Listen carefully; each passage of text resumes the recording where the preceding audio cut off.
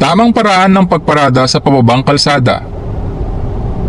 Pahintuin ang sasakyan sa gilid ng kalsada gamit ang foot brake habang nakatapak ka pa sa clutch pedal. Kung sa kanang bahagi nakaparada ay iikot ang manibela all the way sa kanan at sa kaliwa naman kung sa kaliwang bahagi ng kalsada paparada. Ilipat sa neutral ang transmission at mag-handbrake. Pwede mo na ding bitawan ng clutch pedal sa pagkakataon na ito. Bitawan ang foot brake upang mapunta ang bigat ng sasakyan sa handbrake. Tapakan ang clutch at brake pedals at ilipat ang transmission sa reverse gear. At habang nakatapak ka pa sa clutch at brake pedals, ay i-turn off na ang makina sa pamamagitan ng pag-off sa susian.